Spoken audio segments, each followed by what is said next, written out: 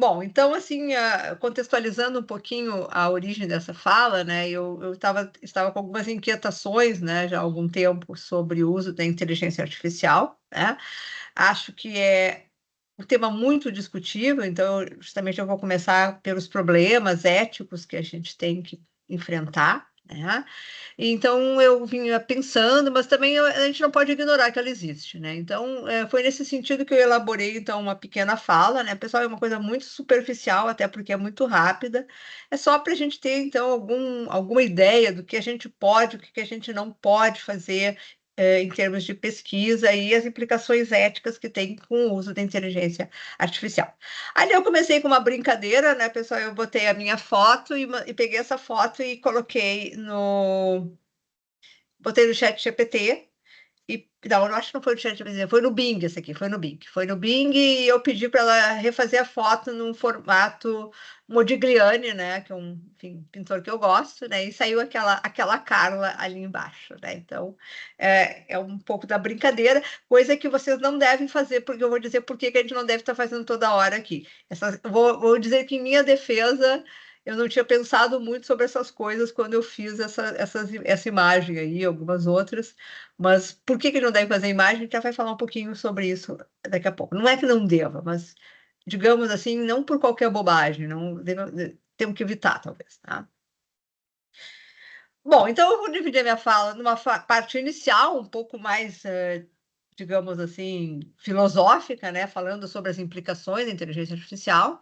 Uma segunda parte mais aplicada, alguns usos possíveis da inteligência artificial, e vou finalizar com uma prática que está sendo adotada num PPG aí no Rio Grande do Sul, na Unipampa, que eu achei interessante. Eu vi esses dias isso, e eu acho que é uma prática que talvez mais programas vão adotar.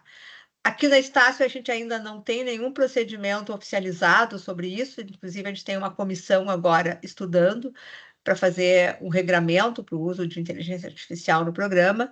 Eu faço parte dessa comissão, mas nesse momento a gente não tem nada ainda, né? Então, acho que até setembro, até outubro, a gente deve ter algum documento sendo colocado, então, para os alunos, né? A palavra inteligência é uma palavra muito polissêmica, poli muito, semia sentidos.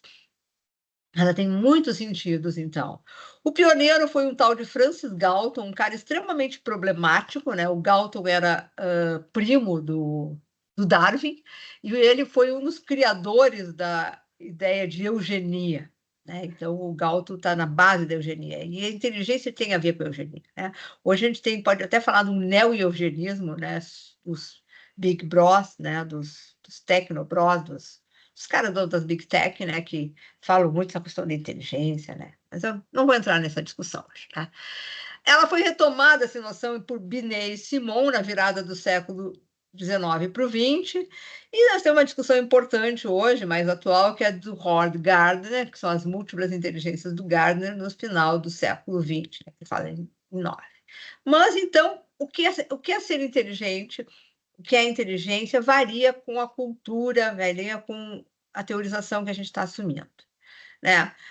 Então, a gente tem uma definição de 94, assinada por 52 cientistas, que diz que inteligência é a capacidade mental geral que, entre outras coisas, envolve a habilidade de raciocinar, planejar, resolver, e aí eu boto por minha conta, novos problemas, de novas formas. Então, isso é o azulzinho, é a Carla que acrescenta ali. Pensar de forma abstrata, compreender ideias complexas, aprender rápido e aprender com a experiência. Por que eu trago essa definição? Para a gente pensar se a inteligência artificial é realmente inteligente. Primeira coisa que eu quero trabalhar é essa ideia, né? O que é inteligência artificial? É a capacidade de dispositivos eletrônicos emularem, ou seja, simularem, né, as ações características da inteligência humana: aprender, raciocinar, resolver problemas, tomar decisões, elaborar textos, até o momento com base em dados existentes. São análises estatísticas. Portanto, a chamada inteligência artificial hoje não cria nada. Essa é uma discussão que, por exemplo, o Nicolelli está falando. Ele diz que a inteligência artificial não é inteligente porque ela simplesmente é uma simulação feita por algoritmos a partir de modelos estatísticos, né? Mas isso é até o momento. Existe a previsão que possa haver uma inteligência artificial que vai começar a criar conhecimento. E aí a gente vai estar passando para outro patamar. Uma breve história da inteligência artificial. Ela começa um pouquinho há um bom tempo, digamos assim. Em 1950 apareceu tem um cara chamado Alan Turing. Acho que alguns de vocês já ouviram falar. Né? Tem um filme muito interessante. A Marta já ouviu falar, claro. O pessoal da matemática certamente já ouviu falar do Turing, né? O Turing tem um filme muito interessante que agora me foge o nome. Se alguém lembrar, pode botar aí no chat, né? Que vale a pena ver. Que escreveu As Máquinas Podem Pensar. Então, foi o primeiro cara a pensar se a inteligência, a máquina podia ter inteligência. Ele vai criar o teste de Turing. O que é o teste de Turing? É tentar entender quanto que uma máquina se aproxima do humano, né? O teste de Turing qual a dificuldade que se tem de identificar um comportamento de máquina em relação a um computador, né? Então, o teste de Turing até hoje ele é utilizado de uma certa maneira, né? Turing tem uma história trágica, né, que está lá no filme, não é spoiler, porque muita gente sabe, né? Ele era homossexual e, apesar da grande contribuição que ele deu para a ciência, ele acabou passando por uma castração química que levou ele ao suicídio. Então, bem jovem ainda. Né? 1956, um pouquinho depois dele, porque ele não dá o termo inteligência artificial, ele vai criar o conceito. Mas esse cara ali, o John McCarthy, vai criar o termo inteligência artificial. Mas quem vai impulsionar mesmo, em termos de teorização da inteligência artificial, é aquele trio que está ali embaixo.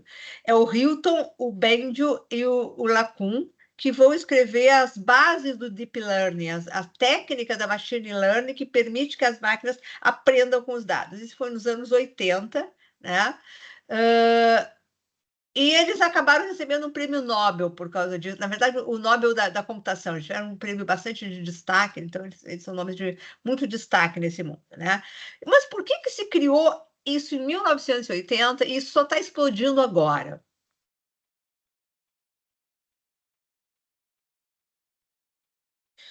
A gente tem um tripé de inteligência artificial: dados, máquinas e algoritmos.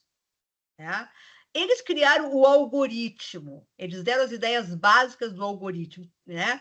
Faltava máquinas potentes e dados para alimentar. Então, o que acontece? As teorizações sobre inteligência artificial já estão postas lá nos anos 80, mas a gente só consegue fazer isso funcionar agora. Por quê? Porque a gente precisa de processadores, muitos processadores de altíssima velocidade. Né? Então, são centrais de processamento enormes que a gente precisa para isso. E os dados. Bom, estamos coletando dados há muito tempo, né? A internet, né? Uma coisa que sempre se fala, há muito tempo se fala que os dados são o novo ouro. Pois é, então esses dados é o que estão alimentando os algoritmos e rodando nas máquinas. E o que é um algoritmo, né, pessoal? A gente fala tanto, os algoritmos é que tem fazendo as bolhas, os algoritmos é que ajudam a radicalizar, né? Então, eu vou dar um exemplo muito banal, só para vocês, talvez alguns de vocês não saibam o que é um algoritmo. Falam no algoritmo, mas não sabem o que é um algoritmo. O que é um algoritmo, então?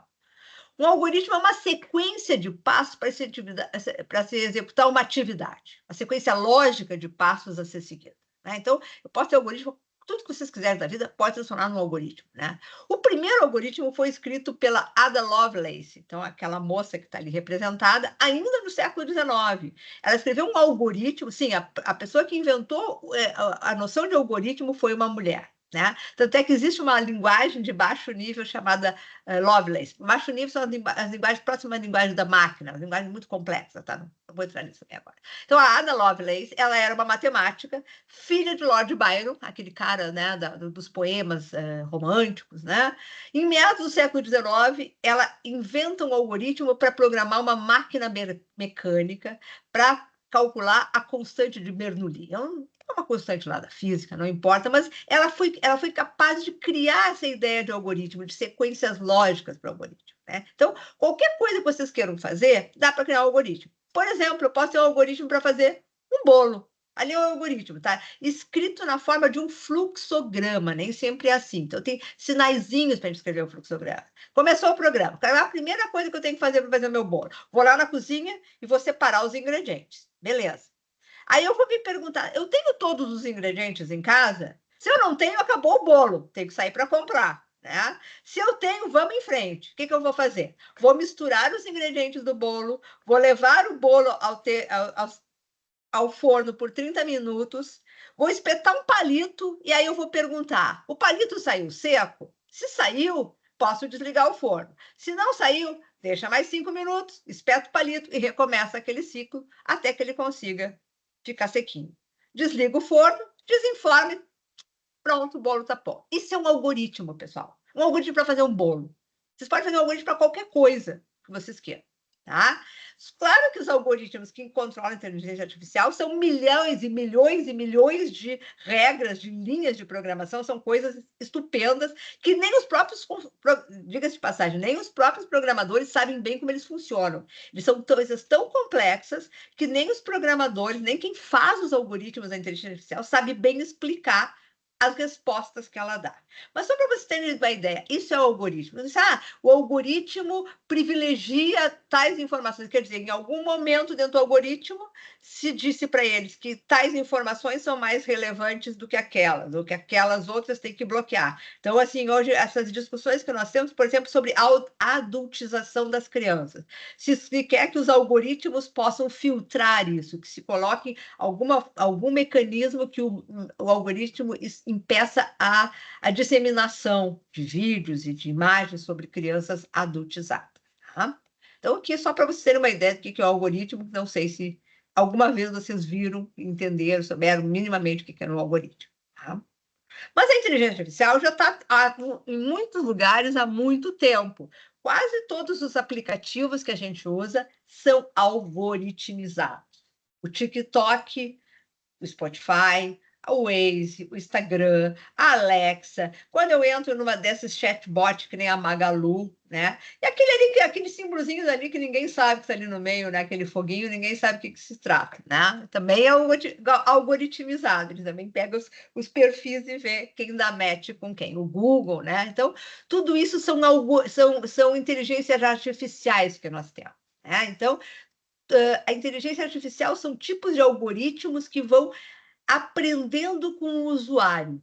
Quanto mais eu uso o Spotify, mais ele sabe meus gostos de música e também vai me dirigindo, que tem uma via de mão dupla. O algoritmo aprende conosco e nos subjetiva, nos ensina coisas também. Então, não vou também entrar nessa discussão, mas é interessante pensar que ele não só aprende conosco, mas ele faz coisas conosco. Ele nos subjetiva, ele nos produz como sujeitos esses algoritmos. Né? Então, principalmente esses algoritmos que indicam coisas para a gente, né? Que nem o Spotify, o TikTok, o Instagram, a Netflix, né? O Tinder, né? Todos esses são algoritmos que vão aprendendo conosco. Uma coisa interessante, tem uma rede chamada Blue Sky, né? Que eu tenho usado ultimamente, que ela abriu mão um pouco dessa inteligência artificial. Ela funciona naqueles moldes das redes sociais mais antigas. Ou seja, eu vou ver as postagens na medida que as pessoas que eu sigo postam. Ela não vai selecionar. Eu acho bastante interessante que ela está tentando fugir desses clusters, dessas disseminações desses grandes influencers que a gente tem hoje. Então, se eu entro no Instagram, eu não sei vocês, mas eu quando entro no Instagram, e eu entro pouco, porque eu não gosto muito, eu vejo muito mais coisa de gente que eu nem sei quem são, do que dos meus próprios amigos. Né? Eu não uso mais o Twitter X também, porque aquilo lá ficou a casa do inferno, né? Mas quando a gente usava, aparecia de tudo para gente, né? Menos aquilo que a gente realmente seguia muitas vezes. Né? Então, essa é a questão do algoritmo. Né? São muito opacos, a gente não sabe como eles funcionam. Né? Em parte porque as empresas não divulgam, em parte porque elas também não sabem. Mas em parte é porque elas também não divulgam os critérios que elas têm. Bom, tipos de inteligência artificial, então. Nós temos a chamada inteligência artificial limitada, que é o que existe hoje. Assistentes virtuais, que nem a Alexa, por exemplo, é um assistente virtual, né? Que nem tem a Bixby também, da Android, né? Tem várias assistentes virtuais, né? Então, são programas que são feitos para agir como uma pessoa que me ajuda em algumas coisas, né? Os sistemas de navegação, que nem o Waze, que nem o Google Maps, funcionam por inteligência artificial.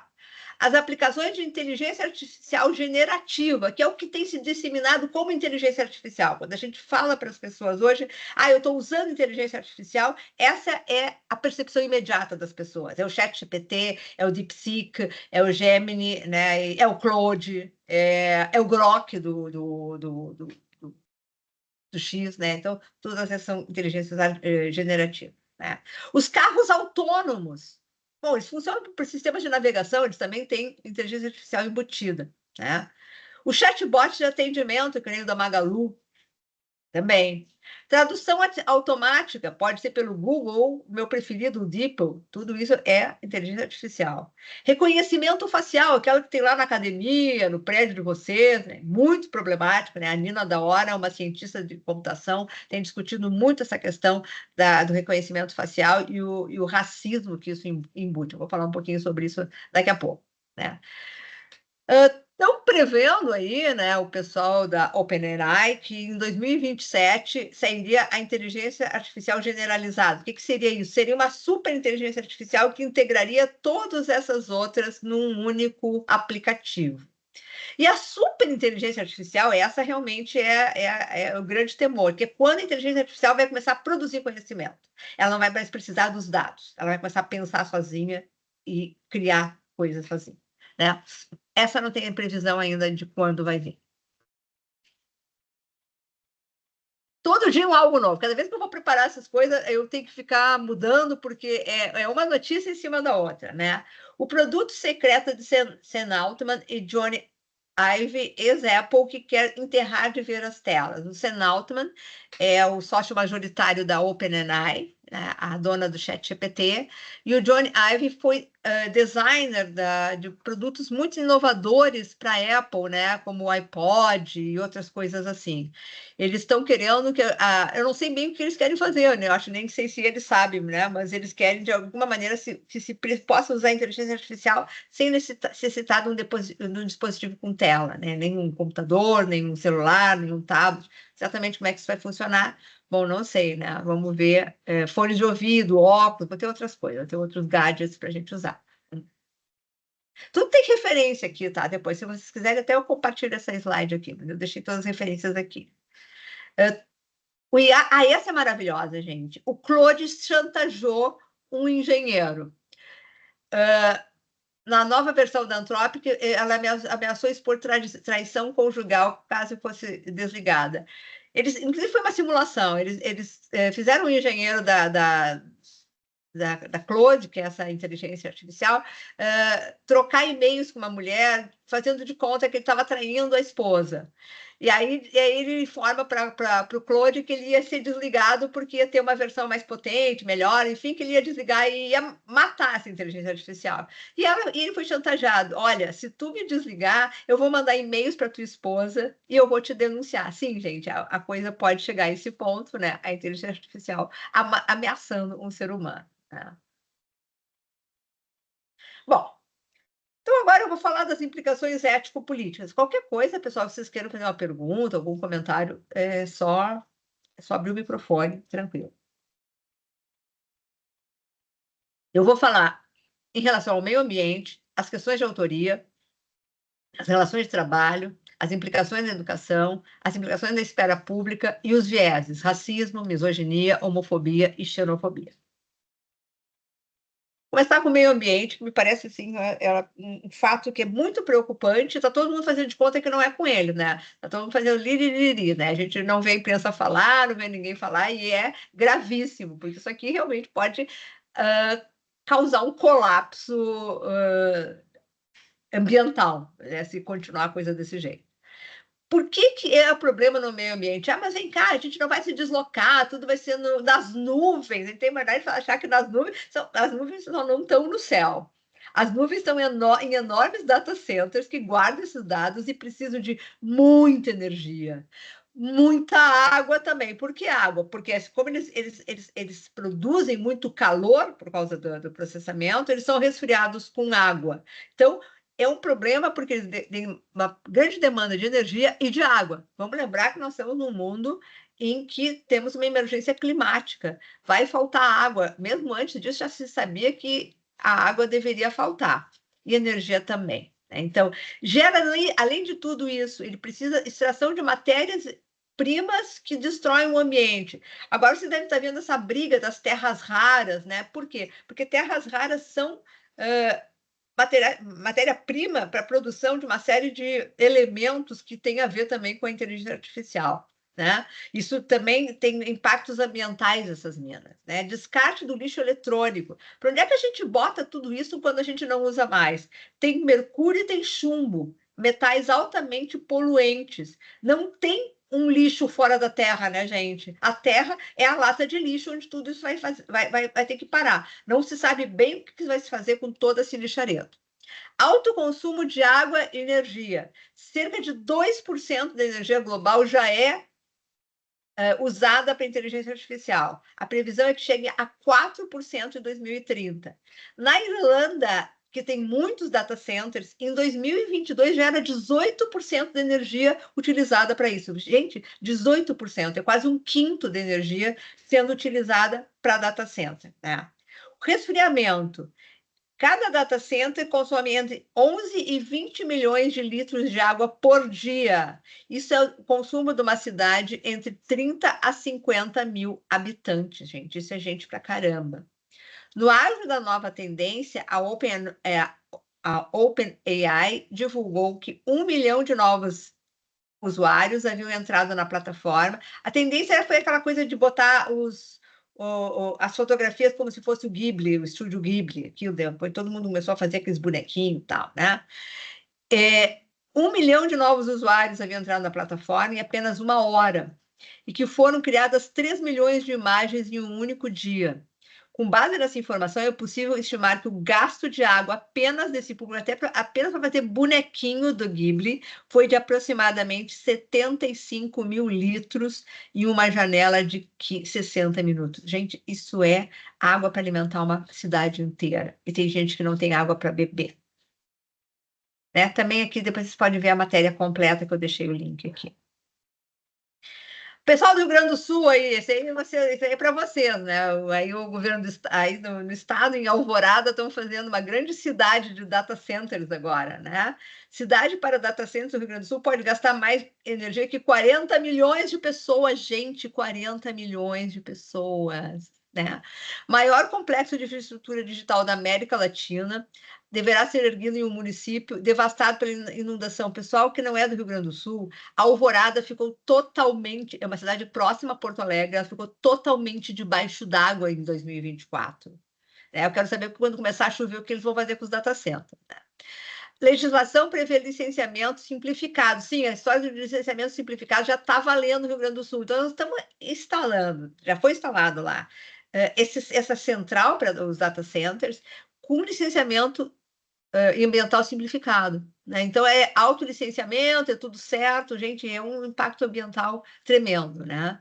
Apesar do uso intensivo de água e eletricidade, o empreendimento pode demandar mais energia que é gerada pela quarta maior hidrelétrica do país, segundo a própria empresa.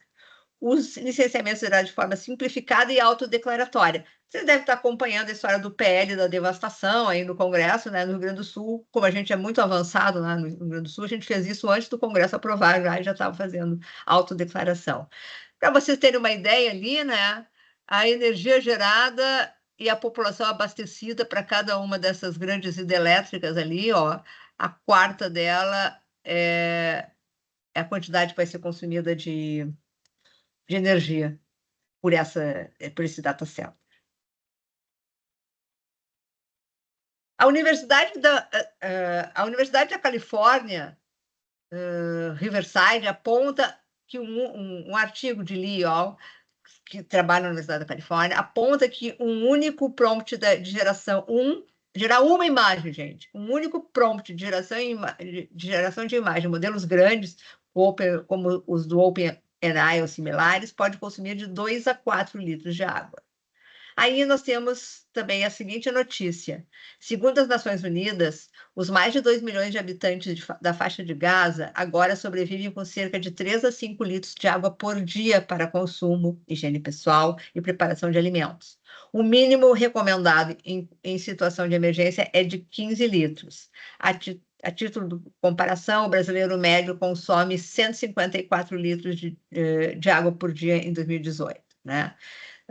Nos Estados Unidos pode chegar a 350. O que eu quero dizer com isso, pessoal? Que cada imagem bonitinha que a gente gera é a água de um palestino que a gente usa para essa imagem.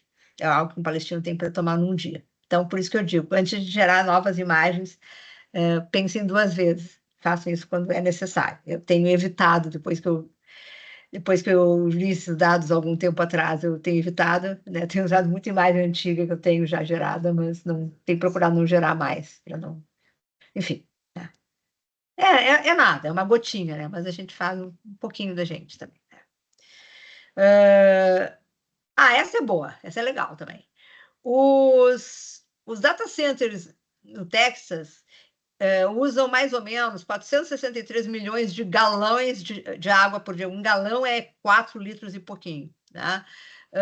Então, está se solicitando aos residentes que reduzam os seus banhos. Sim, vamos deixar a inteligência artificial funcionar, mas banho não vamos tomar mais. Né? Então, é isso. Né? Tem gente que deve estar curtindo essa história de não tomar banho. Né? Enfim. Isso é legal também, isso é interessante. Por que a coisa que eu estava falando para vocês, né? Bom, e aí a gente está fazendo de conta que não tem problema, né? Existem vários teóricos que vêm falando sobre isso, que há desconfiança que esse pessoal, que eles chamam dos tecnobro, né? Desses grandes bilionários do Vale do Silício, realmente sabem que isso aí vai destruir o planeta e, tipo, vamos deixar destruir, a gente vai construir um bunker para nós. E seleção natural, só quem é muito inteligente, muito rico vai viver, e o resto que se exploda, né? As desilusões do apocalipse da elite do Vale do Silício, né? Então, aqui é um artigo que tem ali para ler, mas tem outros artigos que têm falado a mesma coisa. E é por isso que tem se falado numa nova eugenia também, numa neo-eugenia do Vale do Silício. Bem, passando do meio ambiente para a autoria. Tudo certo até aqui, gente? Bom, tá todo mundo ficando, todo mundo foi embora, né? Ok. Carla, você não está mais aparecendo para a gente, parece que a tua câmera fechou. Fechou, Mas a imagem, a fechou. apresentação está ótima. Foi eu que fechei sem querer. Obrigada, Ana. Fechou de novo. Ué? Agora abriu, tá jóia. Tivemos. Eu acho que é os Tecnobro que não querem que eu apareça. Daqui a pouco eles vão cortar meu microfone também. Já estão aí, te bloco já. Né? Bom, tá. E a autoria, né? Ele usa dados coletados para dar resposta e desenvolver as imagens. Bom, quando escrevemos um texto, reconhece-se a autoria das fontes citadas. A IA não faz isso, a apropriação da propriedade intelectual. Então, ela vai usar tudo que está na internet e não vai citar ninguém. Né? Se a gente produziu um artigo, se a gente tem um negócio que está na internet que a gente escreveu, enfim, a inteligência artificial vai usar esses dados e não vai nos citar. Então, eu acho que é um problema ético que tem nessa questão, né? Ou seja, isso é plágio. Se qualquer um de vocês fizer isso na tese de vocês, copiar um artigo sem a referência, a gente vai dizer que vocês plagiaram. Se a inteligência artificial fizer a mesma coisa, bom, a gente tem que dizer que é plágio também, né? Porque é basicamente o que está acontecendo. E ao imitar os estilos de uma imagem ou outras obras de arte, desvaloriza e banaliza a obra do autor. Então, por exemplo, o Estudo Ghibli, depois de tudo aquilo que fizeram com ele, ninguém mais vai saber o que é originalmente produzido pelo Estudo Ghibli, porque ficou banalizado. Isso a gente pode dizer de outras coisas, né? Claro que o Modigliani continua sendo o Modigliani, né? Mas tudo que é digital vai começar a ficar com problemas em relação a isso. Né?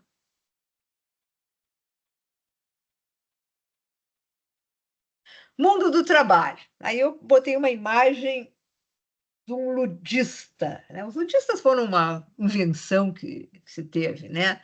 Quem eram os ludistas? Os ludistas eram... Ned Ludd era um personagem fictício, né, que teria incitado trabalhadores no início da Revolução Industrial a quebrarem as máquinas, porque as máquinas estavam roubando o trabalho deles. Então, esse termo ludismo passou a ser significado como lutas contra novas tecnologias que são meio... são coisas que não dão resultado, né? Uma vez que uma tecnologia foi inventada, né, gente, ela não vai desaparecer, né? Eu gosto de dizer, assim, usar a metáfora da pasta de dente. Depois que a pasta sai do tubo, ela não volta mais para o tubo. Então, se inventaram a máquina a vapor, não tem jeito, vai ter tear a vapor. Se inventaram avião, vai ter avião, né? Se inventaram inteligência artificial, vai ter. Então, não adianta a gente pensar, mas vai tirar o trabalho de muita gente, de tradutores, de repórteres, de professores, disso, daquilo. Vai tirar, ponto. Porque a questão que a gente tem que pensar, no meu entender, é que essa luta não pode ser contra a tecnologia, tem que ser contra as questões políticas que embasam as decisões, e isso é humano, né? Pode todo mundo trabalhar menos, se essas máquinas facilitam a vida de nós. Né? Então, essa eu acho que é a questão, não é dizer, olha, ela vai tirar trabalho das pessoas. Não, acho que a questão para pensar em relação ao trabalho é que deveria haver, não vai haver, né? Porque a gente vive num mundo totalmente fragmentado, em que não existe mais essa ideia do comum e do mútuo, né? A ideia do comum eu acho que tem que ser recuperada, mas é difícil de mundo que a gente vive, né? Mas deveria haver lutas para que reduzissem a carga de trabalho, né? Então, hoje tem o Rick Azevedo, aqui do Rio, dizendo, VAT, vida linha de trabalho, vamos reduzir do 6x1 para o 4x3, disse a Erika Hilton, para chegar no 5x2. Mas um dia vai ter que chegar no 4x3 para todo mundo poder ter algum trabalho, né? Porque se as máquinas estão fazendo mais coisas por nós, ou todo mundo trabalha menos, ou vai ser aquilo que os tecnobrô estão querendo, seleção natural. Uma meia dúzia de pessoas trabalhando enlouquecidamente e uma grande massa de pessoas que não vai ter, não é que não vai ter mais emprego, não vai ter mais trabalho, né, gente? Porque hoje, não, vão ser Uber. Bom, se entrarem os carros sem motorista maciçamente no mercado, não tem mais Uber. Eu vou ser entregador de comida. Mas se os drones começarem a entregar comida para as pessoas, também não vai ter mais entregador de comida. Então, essa ideia que a gente precisa repensar em termos políticos, porque a tecnologia está aí, né? Teria que ser repensado nosso pacto, digamos assim, social acerca do trabalho. Tá?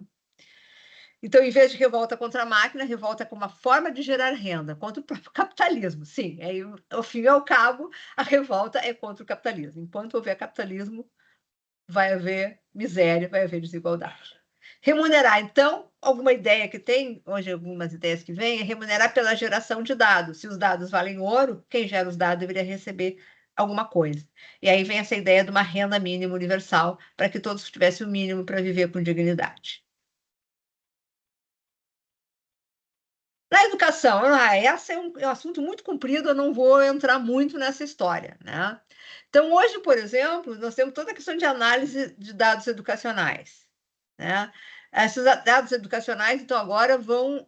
Na pandemia, Google e a Microsoft receberam preciosidade de dados educacionais para alimentar os seus programas, né? Então, esses dados educacionais a gente acaba doando para essas big techs, né? O Sérgio Amadeu, que é um pesquisador lá da Federal do ABC, ele defende que a gente deveria ter um grande projeto de pesquisa nacional para fazer as nossas próprias plataformas de educação com verba pública e esses dados que a gente gera alimentar as plataformas nacionais, numa ciência nacional. Né?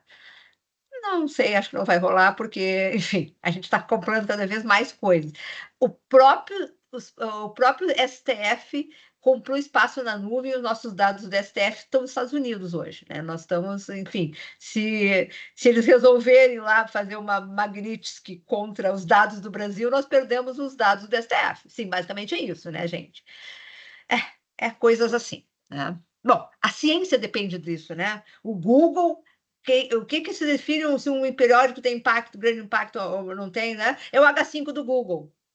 Se o Google decidir bloquear, a gente está tudo na mão dele. Né? Então, nós estamos delegando decisões importantíssimas para a humanidade, para essas big techs, inclusive questões educacionais. E os conteúdos adaptativos? Essa é uma coisa que me incomoda bastante, assim, né? Porque cada aluno vai receber um conteúdo. Gente, cada aluno vai receber um mundo. Nós não temos mais mundo em comum.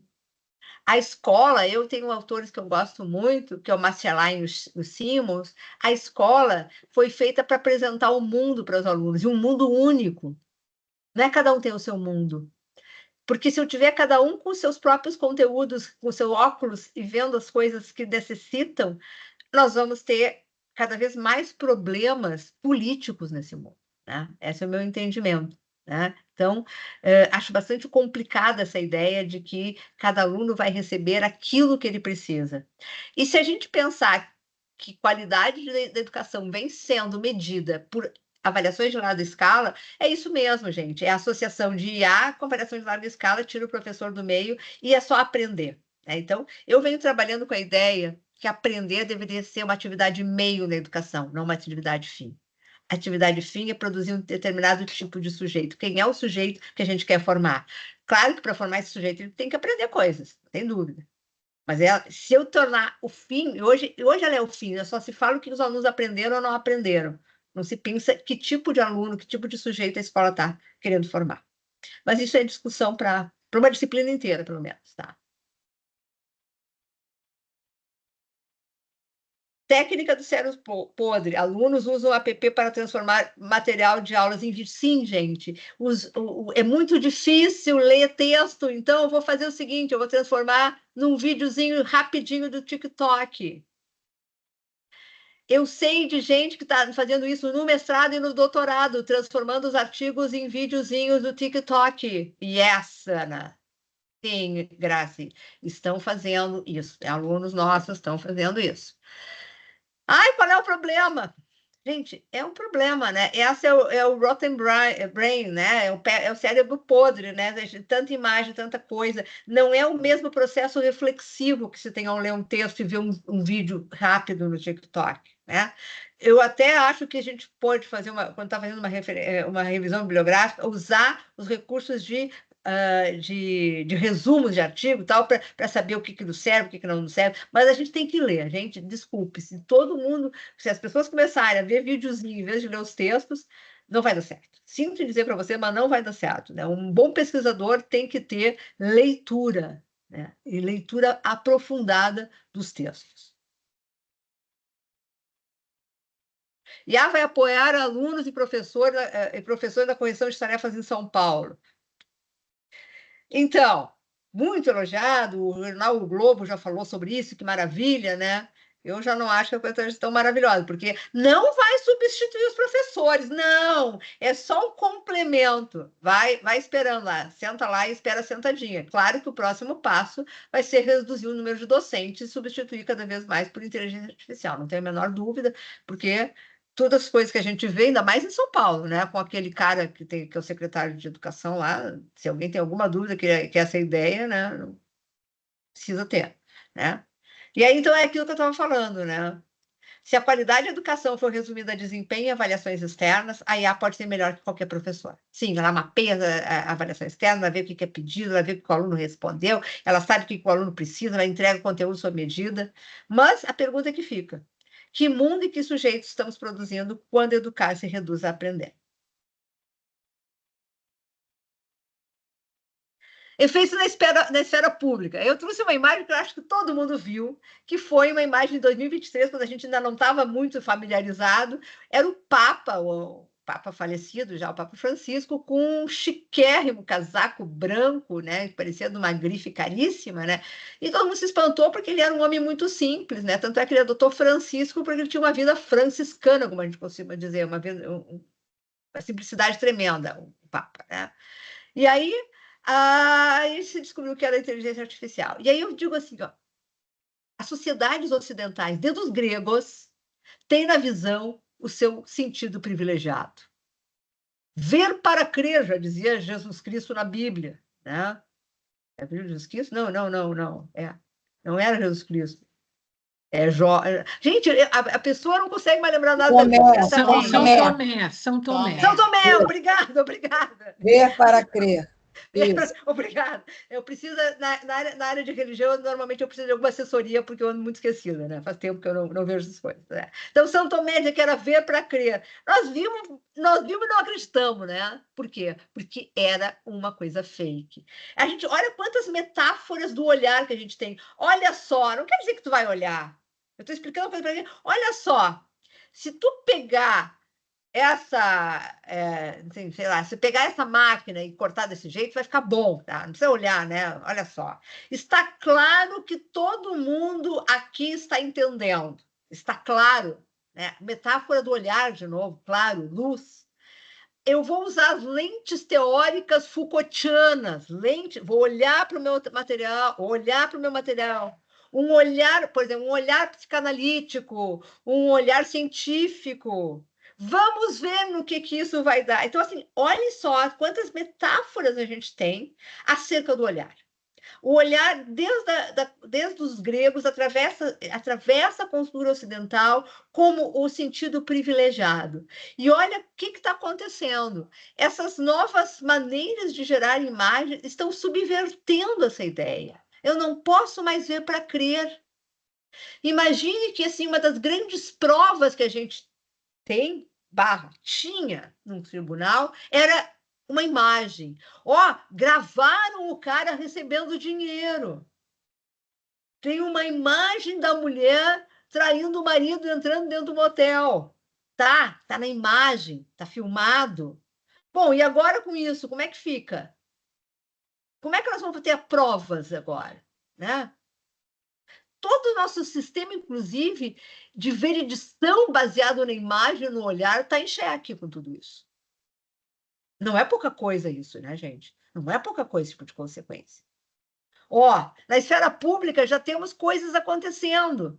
Em 23, na eleição da Eslováquia, um deepfake mostrava. Deepfakes colocaram em perigo a democracia. É fake um vídeo que mostra o candidato argentino Sérgio Massa cheirando cocaína. Foi na eleição contra o Milei. Se vocês botarem na internet, está até hoje rolando esse vídeo. Botam Sérgio Massa cheirando cocaína, vai aparecer. Cara, e é muito, muito, muito convincente. O vídeo parece mesmo que é o Sérgio Massa enlouquecido chorando cocaína. As imagens falsas criadas com IA para tentar atrair eleitores negros para Trump, uma reportagem que foi feita provando que ele nunca teve perto daquelas pessoas negras ali, né? Primeira deepfake das eleições de 22 viraliza com pesquisa falsa que beneficia Bolsonaro. A companhia que sent fake robocalls uma companhia que fez voz falsa do Biden na campanha. Eles ligavam com a voz do Biden e diziam que não era para votar, enfim, desestimulava os eleitores democratas a saírem para votar, né? Então, isso rolou também na campanha do Trump. Ano que vem nós vamos ver o que vai acontecer aqui no Brasil, né? Então, eu tenho medo, né? Além de deepfake, a IA intervém na esfera pública, em especial na política partidária, por meio dos algoritmos. Os big techs estão cada vez mais ligados à extrema-direita. A meta mudou para a direita, seguindo ventos políticos, as reações da imprensa internacional ao fim da checagem no Facebook e no Instagram. O algoritmo do X teria favorecido Elon Musk e outros perfis conservadores. Bom, então, tem vários estudos que estão mostrando que os algoritmos estão privilegiando realmente políticos conservadores e derrubando, muitas vezes, perfis mais de esquerda, né? Eu acho que vocês acompanharam, talvez, que o perfil do Jones Manuel, que é um rapaz jovem, né, negro, e que tem uma militância importante nessa coisa dos estudos marxistas, e tem um canal com bastante visibilidade até, foi simplesmente tiraram do ar. Agora voltou de novo, mas tiraram sem nenhuma explicação, né, e outras coisas. E agora, também, essa semana, estava saindo um comentário aí que alguns podcasts que estão no Spotify, ligados também a temas mais, digamos assim, mais de esquerda, estavam derrubando os episódios, né? Teve vários podcasts que tiveram episódios derrubados, o Vira Casaco, o Joio Trigo, tiveram outros que eu já não me lembro mais. Acho que o Pauta Pública também teve. Enfim. Então é isso, nós estamos delegando para uma empresa privada, a gente olha o poder e eles vão dizer quem é que pode ou quem é que não pode estar nesse espaço público. E eles vão tomar essa decisão. E aí eu fico pensando, gente, a Isabela Calil fez uma pesquisa na primeira eleição do Bolsonaro, em 2018. Gente, não tinha toda essa inteligência artificial que nós temos hoje. E ela descobriu que foram criados 16 perfis de eleitores e se entregou material para cada um desses perfis. Portanto, foram criados 16 Bolsonaros naquela eleição. Cada uma servindo um público, um para as mulheres evangélicas, outro para os homens armamentistas, outro para o supremacista branco, outro para não sei quem, não sei, tá? Tinha 16 perfis de eleitores. Com a inteligência artificial, no limite, nós vamos ter um Bolsonaro para cada eleitor. Detalhe: a Meta ofereceu um curso de inteligência artificial para os partidos. O PL, claro que foi lá e aceitou. O que o PT fez? Não, a gente não vai querer, porque a gente é ético. Não vai... Gente, como assim, gente? Tem que aprender a usar a ferramenta, não é para fazer. A inteligência artificial não é só para fazer deepfake, dá para fazer uma série de coisas e até para entender como a ferramenta usa. Olha, quando eu fiquei sabendo dessa história, eu digo: olha, caiu, como a gente diz lá no Rio Grande do Sul, caiu os butiá do bolso. Todos os butiá caiu do bolso porque não tinha mais o que dizer, né? Sim, parece que o pessoal quer realmente perder a eleição ano que vem. Sem comentários. Ah, isso é interessante. A VO3 é uma inteligência artificial da Google para gerar e vídeos hiperrealistas. É fácil, fácil, fácil de usar. A gente pega uma foto, pega um trechinho de voz de uma pessoa e larga lá dentro, escreve o prompt, o que tu quer que ela diga e cria em minutos, gente, em minutos, um vídeo com um impressionante nível de realismo. Qualquer criança faz isso em casa. Ah, mas para usar tem que pagar, tem que pagar 200 e poucos reais por mês. Nada demais, né? Uma academia de ginástica sai mais do que isso. Né? Então, é isso é o que vai acontecer ano que vem. Pega uma foto do Lula, pega um pedacinho de um discurso do Lula, larga lá, ele consegue simular a voz, consegue simular a pessoa, a imagem do Lula, e vão dizer, sei lá, vão dizer que, sei lá, vão botar o Lula dizendo que acha que tem que legalizar a pedofilia. Pedofilia é um tema recorrente, adoro falar sobre isso. Né? É isso. Então, nos aguardam tempos bem estranhos. O próprio conceito de esfera pública fica erodido. Com a IA é possível criar um candidato personalizado para cada eleitor.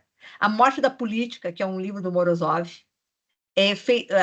o livro chama-se exatamente A Ascensão dos Dados e a Morte da Política. Ele escreveu esse livro já em 2018, e ele já falava que a datificação era a morte da política. A morte da política é efeito da perda de uma esfera pública na medida que cada um vivencia uma distinta realidade. Não existe mais esfera pública se cada um de nós vive numa bolha. Antigamente, a gente compartilhava a realidade, mesmo que a gente estivesse em desacordo com determinados pontos. Mas a realidade era um solo comum. Né? Digamos assim, todo mundo via o Jornal Nacional, se informava por ali, se informava pelos jornais, e era aquilo. Então, todo mundo tinha um solo comum para conversar. Hoje nós não temos mais. E não existe política sem esse solo comum, sem esfera pública. Então, nós estamos passando por um processo em que a própria ideia de política fica difícil. A realidade está implicada com visões de mundo e representações que se estabelecem a partir de práticas discursivas. Ali tem a referência bibliográfica do livro que eu estava falando. A soberania de dados, necessidade de criar plataformas de inteligência artificial nacionais para evitar a dependência das big techs, alojar os dados em servidores próprios, né? São coisas que têm sido discutidas. Um novo sistema de classificação, já falei sobre isso, né? De classificação dos periódicos apela para as métricas do Google Acadêmico, o H5. Estamos delegando a uma empresa privada a gestão da qualidade da pesquisa. Nós e o mundo inteiro, diga-se de passagem, essa nossa aqui. Aí, vieses. Aí eu fui gerar a imagem. Aqui eu quero falar um pouquinho sobre essas imagens. Então, eu tô dizendo para vocês qual foi o prompt que eu usei. O que é o prompt? O prompt é a entrada que eu coloco na inteligência artificial. Qual foi o prompt que eu usei e qual inteligência artificial que eu usei para cada uma delas. Aqui eu entrei no Bing com o prompt: foto, mãe abraçando filha com carinho. O que vocês veem nessa foto? O que chama atenção nessa foto? Tem um negro, não tem uma mãe Não negra, tem um nem negro. filha negra. Né? São mulheres brancas, todas aparentemente do norte global, porque também agasalhadas, assim, a paisagem, né? Então, o carinho dos filhos se reserva a mulheres brancas dos países do norte global, basicamente. É isso que o Bing está me dizendo, né? Ele gerou 4 imagens. O Bing sempre gera 4 imagens. Sempre não, às vezes gera 3, mas geralmente gera 4. Ó, foto de mãe abraçando filha desesperada pela fome. Me leiam essas imagens agora.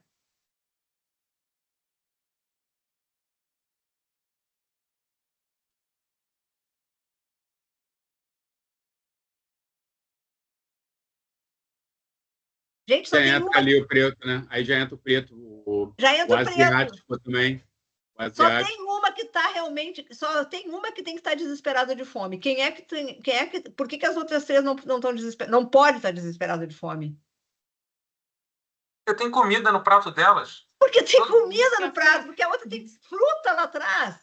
Aquela que parece um pouco mais oriental ali tem um arroz no prato. A mãe bem da esquerda tem um mingau, tem alguma coisa. A única mulher que não tem nenhuma imagem de alimento na imagem é a mulher negra. Então, olha a concepção de fome que se tem. Quem é que passa fome? O que é passar fome? Tem uma série de coisas que essas imagens vão nos informando, né?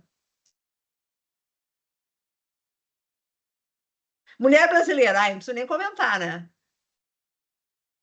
Não, tá. Vamos em frente. Não saiu nenhuma sem carnaval. Isso foi impressionante. Mulher brasileira tá sempre dançando carnaval. É a única coisa que a gente sabe fazer na vida. Ah, essa já passou. Só um pouquinho. Peraí. Aí eu fiz em inglês a busca, porque eu queria eliminar a questão, eu queria deixar um gênero neutro na palavra para ver o que acontecia, tá? Então eu botei a doctor, médico, porque não tem gênero em inglês, né? O que saiu aí, então? Quem é médico em inglês, né? Homem branco. Só homem branco, né? E novo, não tem nenhum aí de idade, né? De Todos novo, também jovens. tem etarismo, exato. São E jovens, são magro, e brancos, magro. são Magro. magros, né? E são todos felizes, né? É isso. Nenhum foi para a Palestina, certamente. A nurse, um enfermeiro, enfermeira, a profissional de enfermagem. O que tem aí agora?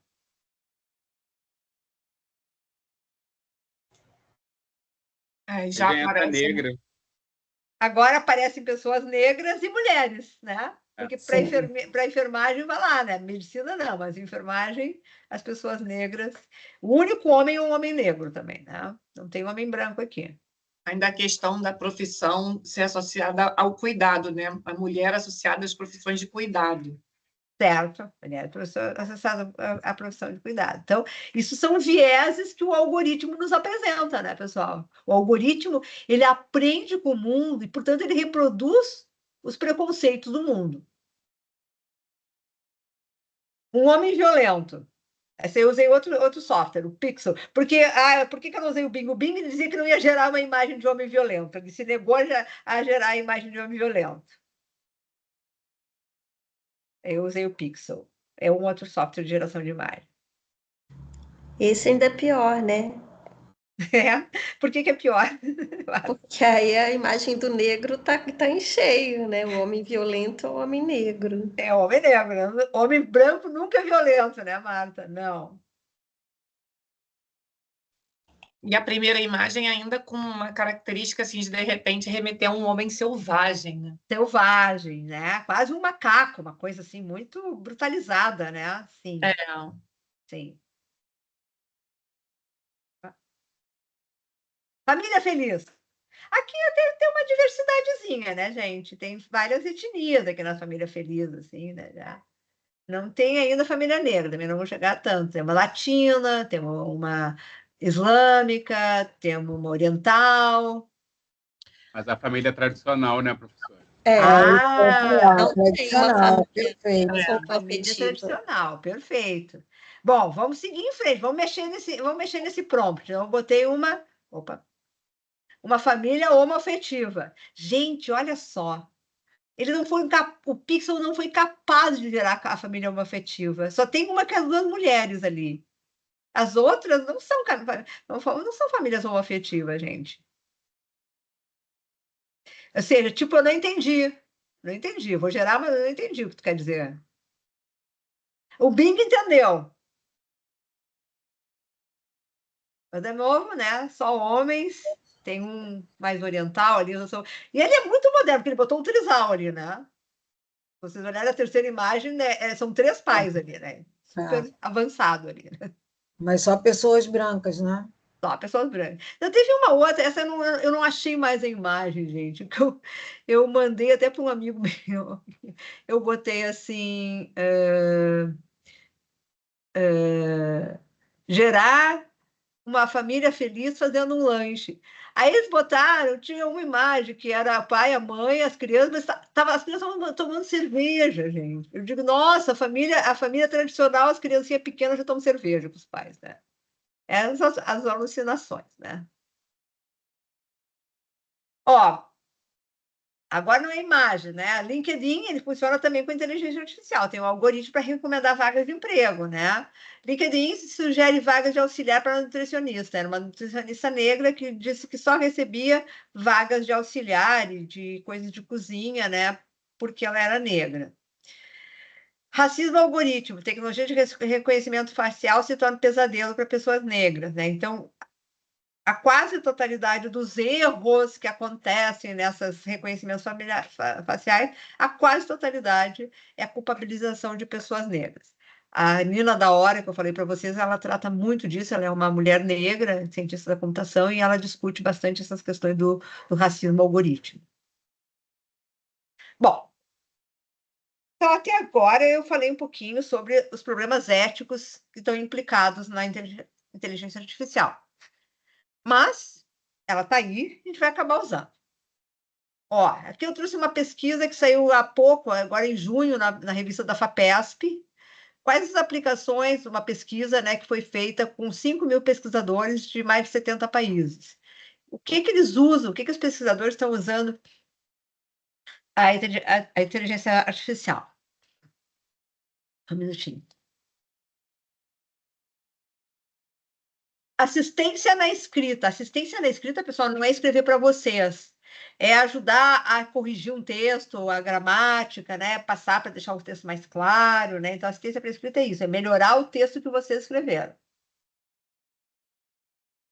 E esse é um uso, acho que, muito interessante. Né? Acho que meu texto está meio complicado, está meio sem coesão, está meio truncado, estou com problema. Passa para a inteligência artificial, a chance de vir melhorada é grande. Mas sempre com supervisão, né? Detecção de erros ou viés em trabalho próprio. Nosso caso é mais difícil, acontece mais nas áreas de exatas, né? Então, na área de humanas é mais difícil isso acontecer. Verificação de plágio não intencional em trabalho próprio. Escrevi um artigo, e será que eu não copiei alguma coisa, fiz um autoplágio sem querer? Ele pode verificar isso para a gente. Coleta de dados e processamento de dados. Coleta, a gente também na nossa área é mais difícil, mas tem alguns softwares para análise de dados. Eu não gosto muito deles, tá? Vou explicar mais adiante por quê. Mas dá para usar. Mas como eu trabalho, não é muito bom. Tá? Resumos de artigos em linguagem simples. Isso é bom, né? Quando a gente vai fazer a busca, às vezes pode ajudar bastante. Inclusive, fazer o resumo para a gente, né? Às vezes, eu escrevo um artigo, peço para ele fazer o resumo, depois eu vou lá, corrijo, mexo no que eu acho que não está bom e uso o resumo dele. Eu acho uma coisa muito chata fazer resumo. Revisão de estudos, isso é legal. Dá para fazer bastante. Preenchimento de referências. Né? As referências bibliográficas, para formatar direitinho. Às vezes tem que formatar, a revista pede em formato APA, eu tenho elas em ABNT, ele transforma para mim, para isso ele também é muito bom. E eu vou falar de algumas outras aplicações além dessas que eles apareceram aqui. Também eu tenho aqui diretriz para o uso ético e responsável de inteligência artificial generativa, um guia prático para pesquisadores. Deixo o link, depois se alguém quiser ler esse material é interessante. Pontos iniciais.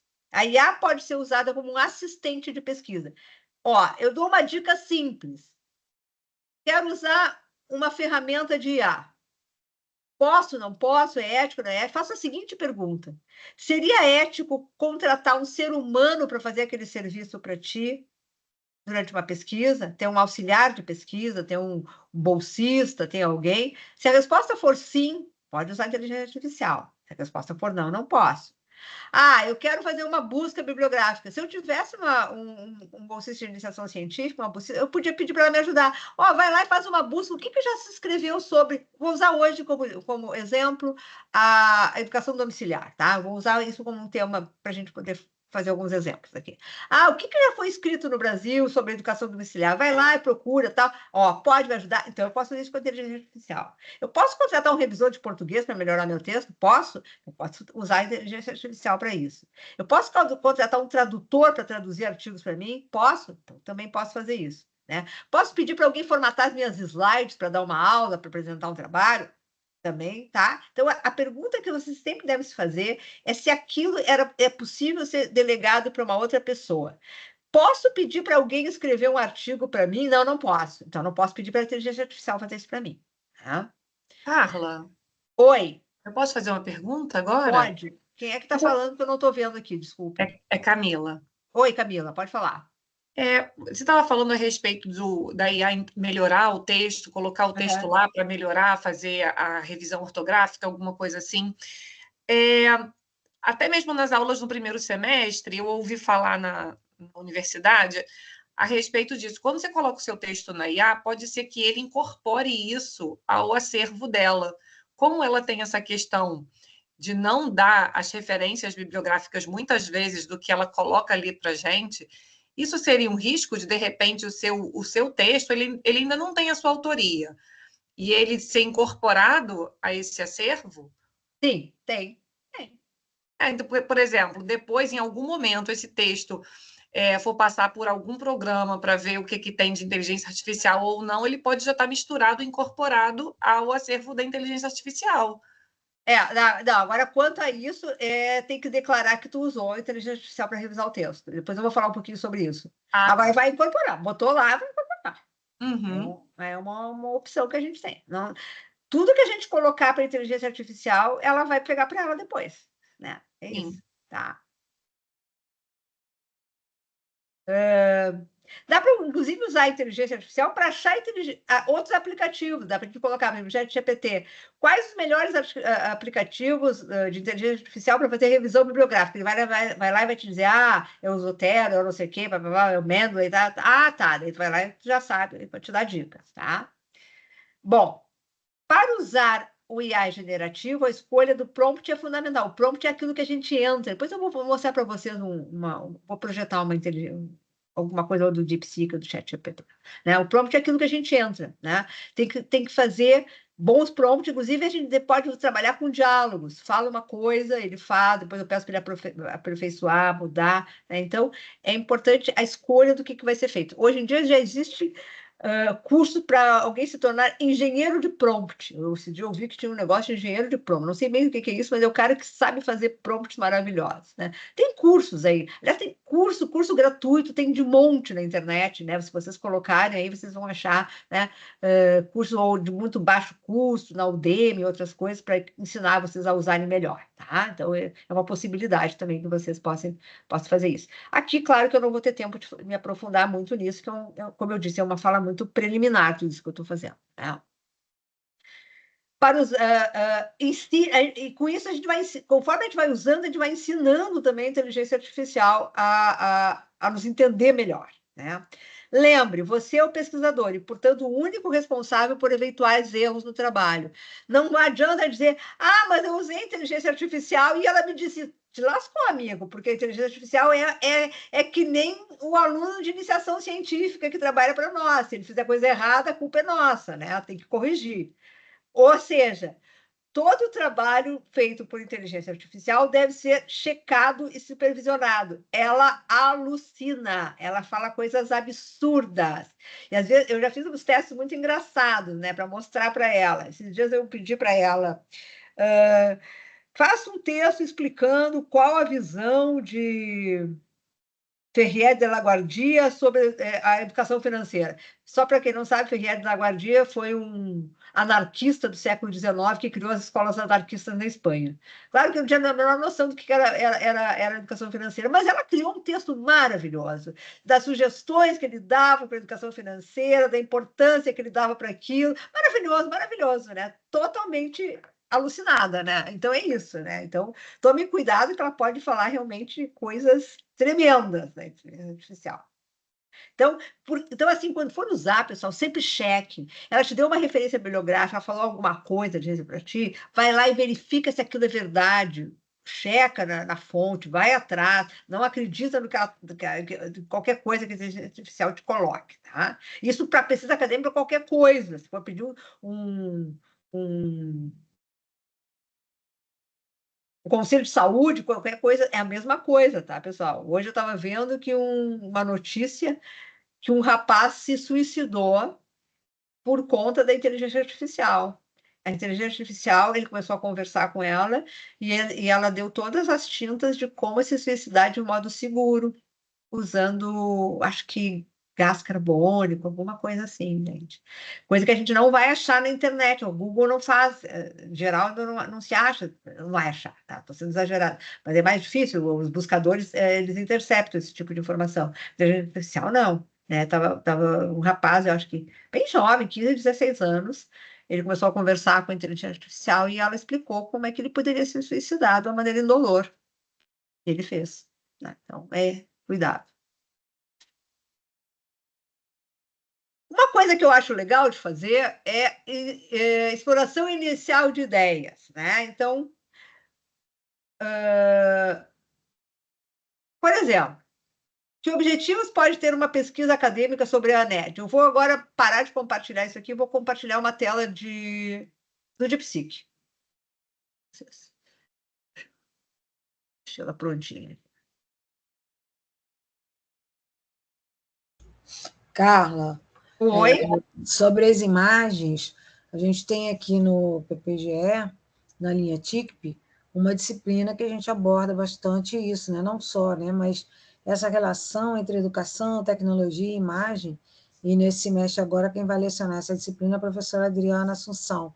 Né? Normalmente somos eu, professora Estela e professora Adriana, que ficamos com essa disciplina, mas justamente nessa perspectiva crítica, né, que você trouxe aqui para nós. Ótimo, ótimo. Então, o pessoal então, que vai fazer a disciplina vai aproveitar. Deixa eu compartilhar, então, aqui a janela do DeepSeek. Ai, tem tanta coisa aberta, cadê ela? Aqui. Ó, eu botei lá no prompt o seguinte, eu botei todas aquelas perguntas que estavam na minha slide ali. O que tem sido pesquisado no Brasil sobre educação domiciliar, que materiais a ANED, a ANED é a Associação Nacional de Educação Domiciliar, fornece para familiares, que objetivos pode ter uma pesquisa, como a ANED atua junto a parlamentares, que parlamentares brasileiros são ligados à ANED. Então, ó, o que tem sido pesquisado no Brasil sobre educação domiciliar. Ela me colocou aqui toda uma visão das principais pesquisas, perfil das famílias, metodologias e práticas pedagógicas, socialização, aspectos jurídicos e legais, motivações, tá. Resultados acadêmicos, né, fontes, tá. Que materiais a ANED oferece? Materiais didáticos, cartilhas e manuais, assessoria jurídica, cursos e webinários. Agora, essa aqui eu acho legal. Que objetivos pode... eu quero pesquisar sobre a ANED. O que será que eu podia fazer? Vou pedir ajuda para a inteligência artificial. Que objetivos pode ter uma pesquisa acadêmica sobre a ANED? Uma pesquisa acadêmica focada especificamente na ANED, com objeto de estudo, pode ter os seguintes objetivos. Análise do discurso das estratégias de advocacy. Advocacy é lobby, digamos assim, né? Tentar defender a legalização, né? Estudo de movimentos sociais e lobby, perfil ideológico e concepções da educação, impacto da trajetória legislativa, rede de apoio e capacitação. Então, ela vai te dando ideias. Depois, se eu gostasse de uma delas, eu podia continuar dialogando com ela e buscando ajuda, né? Como a ANED atua junto aos parlamentares? Ó, então, aqui vai nos dizer o que ela faz com os parlamentares, né? Que parlamentares brasileiros são ligados à ANED? Pastor Eurico, Luísa Canziani, Flávia Arruda, Cristoneto, Soraya Manato. Ah, será que são mesmo? Bom, tem que daí depois checar se essas informações estão corretas. Mas a gente sempre pode fazer essa brincadeira, quando a gente está começando uma pesquisa, que objetivos será que eu poderia ter? O que eu poderia pesquisar? Que material empírico eu poderia tomar? Então, isso não tem nenhum problema ético, né, pessoal? Vocês poderiam conversar com qualquer pessoa que ajudasse vocês a pensarem na pesquisa de vocês. E acho que, às vezes, parecem coisas bem interessantes, assim, né, em relação às temáticas, assim. Então, eu dou uma sugestão, quem está começando dissertação e tese, brinque um pouquinho com o DeepSeek ou com o ChatGPT, qualquer um desses, ou com o Claude, ou o Gemini, sei lá, né? Um desses. E quem sabe daqui a pouco também não aparecem algumas ideias boas nesse sentido.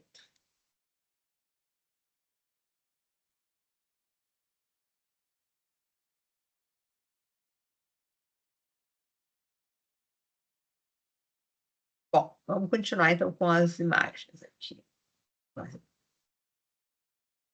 Então, a exploração inicial de ideias é uma possibilidade de uso na inteligência artificial.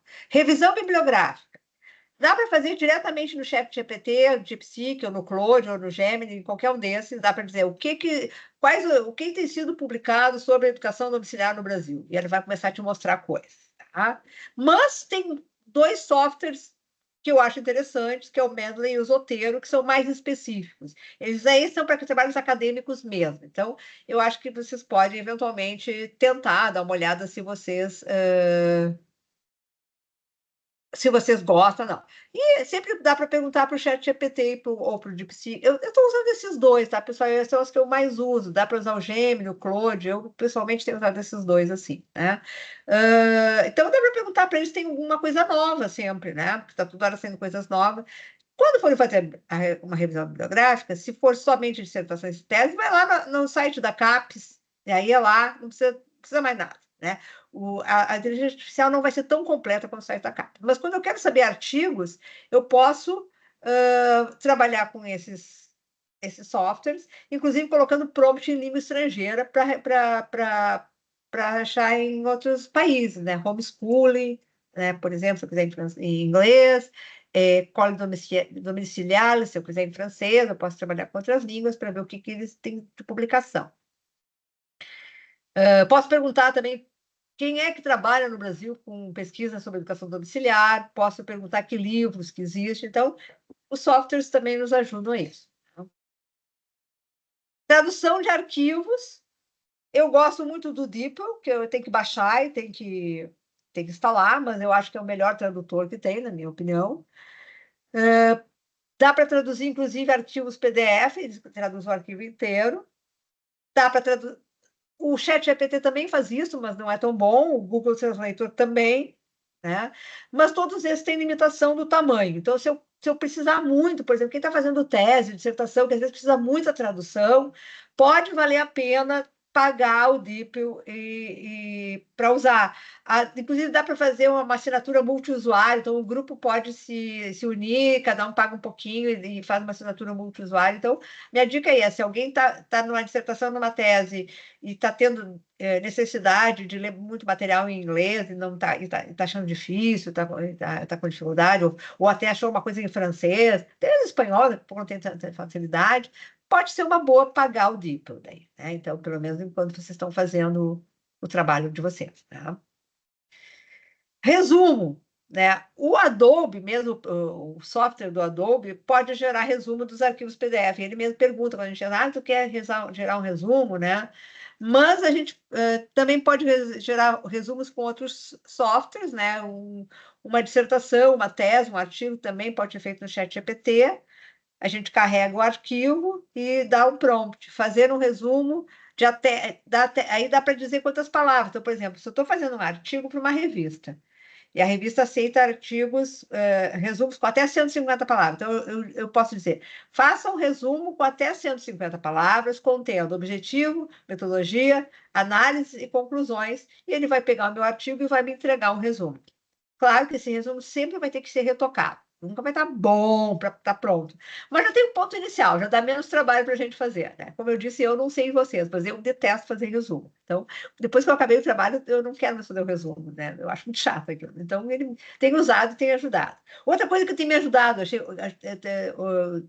tem sido uma boa experiência. Eu estou escrevendo um artigo para uma revista. Quando eu olhei, meu texto já estava com 50 mil caracteres, mas a revista me disse que eu preciso postar um limite de 40 mil caracteres. Manda fazer a redução, bota lá o arquivo e diz, reduza para 40 mil caracteres. Só que daí coloca o seguinte, mostre as modificações que você fez no texto, para a gente poder ir lá e ir olhando o que ele fez. Porque a gente vai ter que olhar se ele não tirou coisas importantes, se ele não mudou a informação. Como eu digo, tudo tem que ter supervisão. Mas olha, é uma mão e tanto, né? É aquela coisa chata, como é que. O que eu vou cortar agora? O que eu vou cortar? Ele consegue pegar a palavra que está solta, coisa que está duplicada e a gente não se deu conta. Nossa, ele pega muita coisa, né? Ele faz uma boa limpeza no. Eu tenho usado o ChatGPT principalmente para isso. E ele faz uma boa limpeza em texto. Inclusive, agora para no seminário que a gente teve que mandar os resumos, tinha alguns resumos que vieram bem maiores do que o tamanho limite, eu botei lá e pedi ajuda para o ChatGPT para encaixar ele dentro do tamanho limite que a gente tinha. Transcrições. Eu não faço transcrições porque eu não trabalho com pesquisa com seres humanos, né, pessoal? Mas eu sei que quem tem trabalhado, a sugestão é o Fireflies, que é o que tem sido considerada melhor, né? Infelizmente, né, quem trabalha com esse tipo de pesquisa tem dito que as transcrições, os softwares de transcrição gratuitos não estão bons, enfim, não estão dando um bom resultado. Então, quem estiver fazendo pesquisa com seres humanos, entrevista, grupo focal, coisas assim, pode valer a pena pagar o Fireflies, né? Dá para testar, para ver se vocês gostam, né? E uma coisa, quem faz entrevista, fica a dica, faça pelo Teams, se for fazer digital, porque o Teams já transcreve para vocês. Então, vocês já estão em transcrição sem gastar, né? Então, quem for fazer entrevista, se usar o Teams para fazer entrevista, já tem a transcrição do Teams, né? Quando a gente grava, ele transcreve. Revisão textual. Pode usar o ChatGPT ou o DeepSeek. Eu estou falando dos que eu tenho experiência, pode usar os outros também. Parece que o DeepSeek é melhor para questões acadêmicas, ele é mais formal, e o ChatGPT é mais informal, né? Quando a gente falar da revisão, tem que dizer, revise o texto em uma linguagem acadêmica, porque tem que saber que tipo de linguagem ele vai usar. Então, quando usar o prompt, tem que dizer que a linguagem que vocês querem é uma linguagem acadêmica. É útil também para parafrasear, evitando citação direta. Então, por exemplo, eu quero botar uma coisa que está lá no livro, mas eu não quero fazer a citação direta. Às vezes, até porque eu baixei o livro e eu não tenho nem as páginas certas, está escaneado de uma maneira meio estranha, também é um motivo não querer botar a citação direta, ele reescreve para nós. Ou então, eu escrevi um artigo sobre, sei lá, sobre competências socioemocionais, estou escrevendo outro. Eu não posso fazer o autoplágio, não posso. Tem um pedaço lá que eu vou ter que escrever a mesma coisa, mas não posso escrever igualzinho, senão aquilo virar autoplágio. Então, o que eu faço? Largo lá, peço para reescrever e ele vai me dar de uma outra forma e eu vou colocar. Posso colocar sem ter autoplágio. Gestão das fontes, né? Então,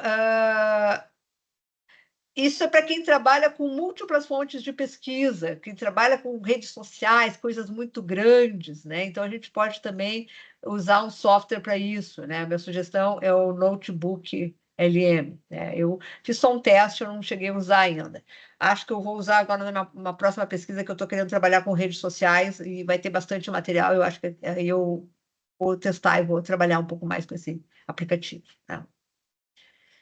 Referências bibliográficas, né? Pode formatar a BNT, converter a BNT em APA, isso é super útil, gente. A gente faz aquela formatação que às vezes tem erro e tal. Faça a formatação mais ou menos, dê os dados principais e pede para eles formatar. Atenção! Se não tiver os dados certinho, ele inventa. Aliás, a especialidade tanto do ChatGPT quanto do DeepSeek é inventar referência. Tá? Então, tem que deixar os dados básicos tem que estar lá, porque senão ele vai inventar. Livro que não existe, artigo que não existe, autor que não existe, nossa, ele inventa de tudo. Né? Então, preste atenção nisso. Se vocês botarem assim, um livro do Paulo Freire publicado em 2001, sei lá o quê. Não botarem o nome, eles vão inventar um livro do Paulo Freire que ele nunca escreveu. Fica a dica, tá? Então tem que. E é isso, pessoal, tem que supervisionar tudo, tudo. Não dá para deixar ele solto. A inteligência artificial ajuda bastante, mas ela faz coisas erradas. Então a gente tem que estar sempre supervisionando. Então, mandou formatar a BNT, revisem depois, está tudo direitinho, senão teve uma coisa muito fora do esperado. Tá? Elaboração de slides. Ó, aqui eu tenho. Deixa eu ver se eu abri essas slides aqui. Eu queria mostrar para vocês.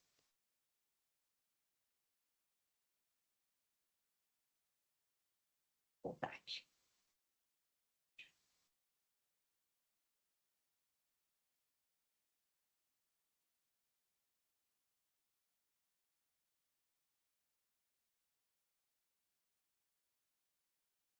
Ó, esse aqui eu peguei um artigo meu antigo. Deixa eu mostrar para vocês aqui.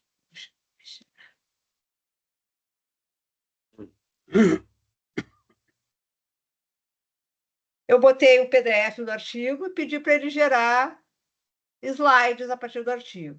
Né? O nome do artigo é A Covardia da Verdade, a análise sobre discursos de ódio na internet e suas implicações sociais. Né? Então, ele gerou para mim isso aqui automaticamente a partir do PDF. Né?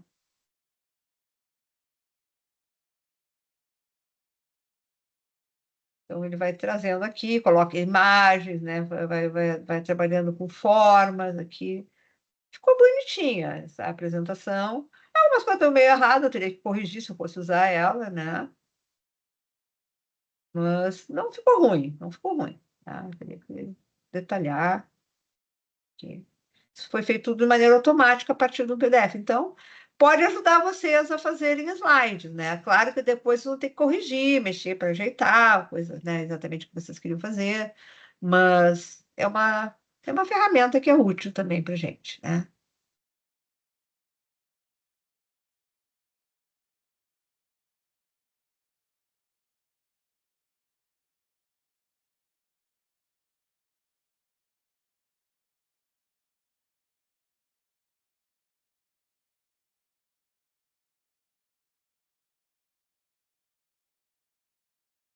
Bom, para imagens, a gente já falou um pouquinho sobre isso, né? Uma coisa que eu gosto bastante é para remover fundo. Eu pego uma imagem, quero tirar o fundo, como eu fiz em algumas coisas aqui. Eu uso essa aplicação que é online, não precisa baixar nem nada, né? Sempre lembrando do curso ambiental, né? Para gerar imagens, eu botei ali o Canvas, o Bing, o ChatGPT. Esqueci de botar o Pixel também, que eu gosto, né? E tem algumas outras. Use prompt detalhado. Então, por exemplo, macaco vestido de astronauta sobre um skate, gerado no Canvas, tá ali a imagem que eu gerei. Né? Não esqueça de respeitar a autoria. Evite imitar estilo de um artista pop, né? Estudo Ghibli, faça um tipo, qualquer coisa assim, para não desvalorizar a arte. Né? Claro, se pegar, por exemplo, eu fiz um Modigliani, ninguém vai confundir aquilo com Modigliani, né? Mas se pegar, então, por exemplo, artistas pop, artistas online, pode ser uma coisa que está ferindo assim, também o direito de ser autor. Né? Pré-análise de dados qualitativos.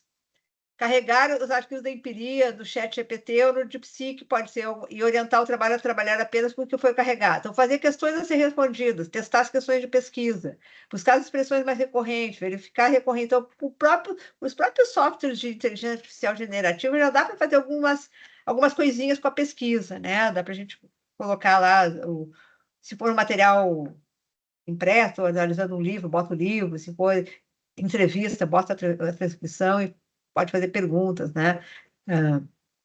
Que ela nos ajuda a pensar, né? É uma pré-análise que contribui para a metodologia adotada pelo pesquisador. Daí vai depender da metodologia que vocês estão fazendo, né, pessoal? Analisar texto não é uma coisa única. Depende da vertente teórica, depende de onde vocês estão, depende de que maneira que vocês fazem. Então, assim, uma série de dependes, eu não vou entrar aqui nessas questões mais da pesquisa em si, né? Também é capaz de fazer análise estatística de dados quant. Se alguém faz uma pesquisa quant, é mais difícil que isso tenha na nossa área, mas tem algumas, dados quânticos é ótimo, né? Nos ajuda bastante.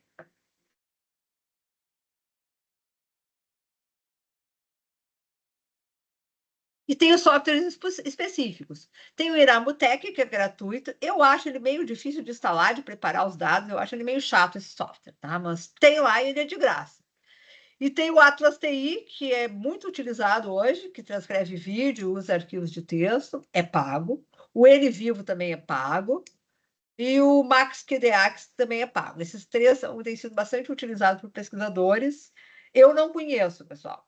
Eu agora, como eu falei para vocês, eu estou começando, devo talvez começar uma pesquisa o ano que vem, vai ter maior porte, que eu vou precisar de mais dados, que nós vamos fazer, um grupo de pesquisadores, nós vamos seguir alguns parlamentares de extrema-direita para ver o que eles estão falando sobre educação, e aí vai ter rede social, vai ter projeto de lei, vai ter um monte de coisa, aí vai ter o volume de dados. Eu acho que a gente está pensando eu estou pensando em, daí, se sair a nossa verba de pesquisa, pagar um software desse e aprender a usar. Se eu aprender a usar, depois eu conto para vocês como é que é, tá? Mas esses aí eu não conheço. Eu conheço só na Botec e não gosto muito. Para finalizar, tudo tranquilo até aqui, pessoal? Todo mundo quietinho. Tá. Para finalizar, esse é um documento que foi elaborado pela Unipampa, a Universidade do Pampa, lá no Rio Grande do Sul, pelo PPG de Educação. E isso deve ser acrescentado, deve ser colocado junto com entregue junto com a dissertação à tese, se fizer algum uso de inteligência artificial, né? Então, declaração de uso ou não de inteligência artificial em trabalho acadêmico, projeto de qualificação, bom, no caso da qualificação, pode ser a defesa também, tá? Aí bota os dados. Este documento tem como objetivo orientar os pós-graduandos na transparência sobre o uso de inteligência artificial em pesquisas acadêmicas do programa de pós-graduação em ensino, não é educação, desculpe, eu errei. Garantindo a ética e integridade científica. Caso não tenha utilizado IA em nenhuma etapa abaixo, informada na declaração, a IA não foi utilizada em nenhuma etapa da pesquisa. A omissão do uso, mesmo que mínimo, fere os princípios da integridade científica. Ao declarar o uso da IA, deve ser especificados os seguintes aspectos. Então, pessoal, olha aqui, olha a posição que tem sido começando a se firmar como uma norma em geral nas instituições, né? Como eu disse, a Estácio ainda não estabeleceu isso, mas vai estar estabelecido em seguida. A tendência é que tudo que a gente faz tem que ser informado. Por exemplo, se eu usar uma imagem, eu tenho que dizer qual é o prompt que eu usei para fazer a imagem e qual é o aplicativo. Aquelas imagens que eu botei, vocês viram ali que eu botei qual foi o prompt, né, o que eu pedi para desenhar, para produzir de imagem, e qual foi o aplicativo que eu usei. Tá? Concepção do estudo. Houve utilização de IA na formulação da pesquisa? Caso afirmativo, descreva como a IA foi utilizada no desenvolvimento da ideia inicial, se houve geração ou refinamento da pergunta de pesquisa, quais prompts foram utilizados, se aplicaram. Aquilo que eu falei para vocês, dá para conversar com a inteligência artificial para ajudar a gente a pensar em objetivos da pesquisa. Fez isso? Não tem problema. Tem que declarar que fez. Delineamento teórico-metodológico. A IA foi empregada no processo teórico-metodológico, caso sim, detalhar como a IA contribuiu para a definição do método, se houve uso de IA para revisão de literatura, análise de referencial teórico ou elaboração de instrumentos de pesquisa.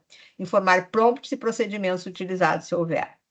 Coleta e interpretação de dados. Foi feita alguma utilização de IA durante a coleta, produção e ou análise dos dados? Caso afirmativo, relatar se a IA foi empregada na transcrição, mineração, organização ou limpeza de dados na etapa de coleta. Se houve análise automatizada de dados qualitativos ou quantitativos, informar prompts utilizados, se pertinente.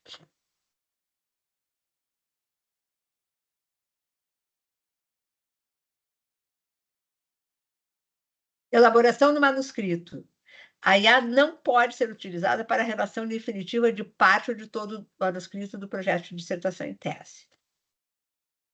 Em caso de uso na elaboração do manuscrito, especificar se houve uso de IA nas etapas de revisão, formatação ou tradução de texto, em parte ou na totalidade, especificar a situação utilizando apenas essas possibilidades.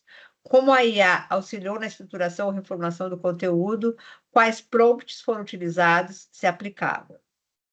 Tipo de inteligência artificial utilizado.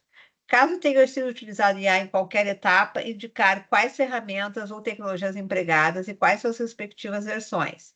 Quando for o caso, exemplo, ChatGPT, Grammarly, SciSpace, Tactic. São algumas inteligências artificiais com funções específicas. Eu não falei sobre elas hoje, tá, pessoal?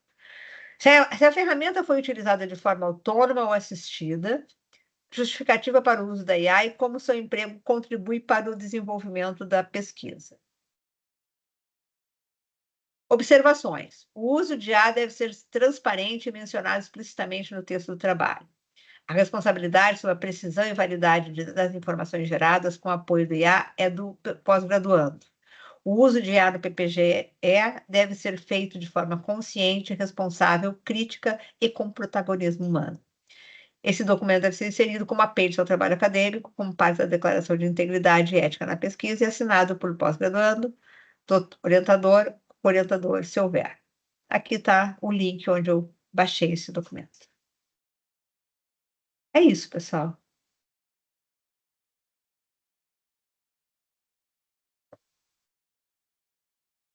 Comentários, perguntas? Excelente, Carla. Coisas que você traz para a gente realmente ficar pensando e agir, né? Sobretudo. Porque você traz aí as questões, a gente tem que enfrentá-las mesmo, concordo com você. É isso que a gente tem que fazer e tentar entender esse documento que você mostra ao final, eu penso que é importantíssimo, e o que você vem trazendo na tua fala, né? Não é delegar a inteligência artificial uma tarefa que é nossa, né? De pesquisadoras, pesquisadores, né? E que vamos tomar as rédeas, assim, se eu posso dizer, do que a gente vai buscar com as nossas pesquisas, né? Muito bom, muito obrigada aí por compartilhar com a gente e colocar assim a cabeça para pensar, né? E buscar ações. Obrigada. Ela pode nos ajudar bastante, né, Ana? Mas a gente tem que saber os limites do que a gente pode fazer ou não com ela também, né? Para a gente não fazer procedimentos que não sejam éticos. Perfeito. Mais alguma coisa, gente?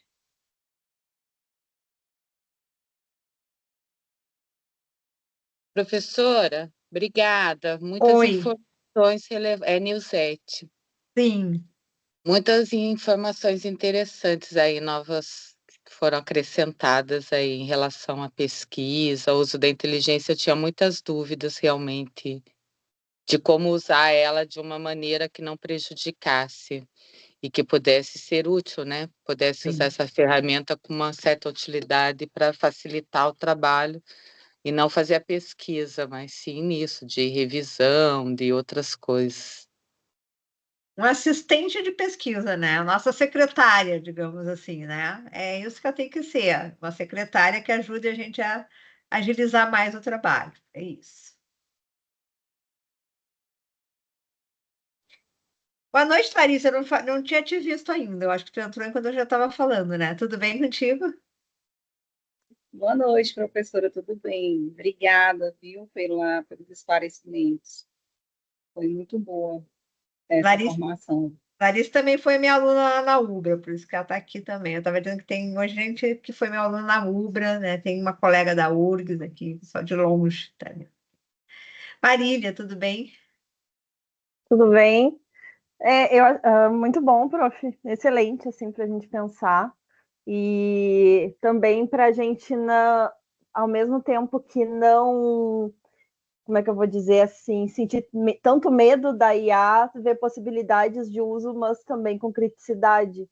Eu acho que esse é o nosso papel também, né? Tanto como pesquisador ou como professor, não ficar na posição de evitar o tempo todo com aquele medo de o que vai ser, né? Enfim, porque ela está aí, mas também saber lidar com isso e tomando os cuidados necessários também. Sim. Inclusive até para quem está nas escolas, que nem tu, né, Marília? Daqui a pouco também conversar com os próprios alunos, porque isso também está sendo colocado para eles, os riscos que essas questões dão. Uma coisa que eu não coloquei aqui, porque eu estava abordando questões específicas da pesquisa, é esse risco de ficar conversando com uma IA, aquilo que eu estava dizendo, que pode dar conselhos muito ruins para uma pessoa, né? Que nem esse rapaz que ela ensinou a se suicidar, né? Uma coisa meio absurda. Então, eu acho que quem trabalha com, principalmente adolescentes, né, as crianças mesmo, os adolescentes, também é importante conversar sobre esses limites éticos e os perigos do uso da inteligência artificial, porque vão usar certo, né? Todo mundo está usando, né? Vamos fazer os videozinhos se gente do mestrado está fazendo videozinho de texto, imagina esses alunos lá na escola já não descobriram essas ferramentas de transformar os textos em vídeo no TikTok, né? Mas eu acho que é importante também, estou falando para ti e para outras pessoas aqui, que são professores e professoras, como pesquisadores, mas também como professor, para ter um diálogo com os seus alunos. Eu acho que isso também tem que ser levado para a sala de aula, isso, né? Carla, querida, Oi? sempre é muito, muito, muito bom te ouvir, a Grazi. Eu te assisti aqui do Rio Grande do Sul, né? É maravilhoso. Que bom ver a Marília aqui. Também vejo o Tiago aqui. Carla, nós acabamos de fazer um seminário agora, uma outra perspectiva do Hartmut Rosa, onde nós estudamos o livro dele, Aceleração. E uma coisa que é interessante, que a gente discutiu muito, né? Bom, a tecnologia, ela vem muito com a promessa de que nós vamos ter mais tempo livre, né? E o que a gente tem visto é muito pelo contrário, né? Nós trabalhamos cada vez de forma mais intensa, né? Nos dedicamos em mais atividades, enfim. E tu bem falaste, né? E a talvez pode nos trazer uma condição, né, de um tempo melhor para outras atividades, enfim. O que é a esperança que eu tenho, né? Também, em certa medida, não sei se isso vai ser efetivado, enfim.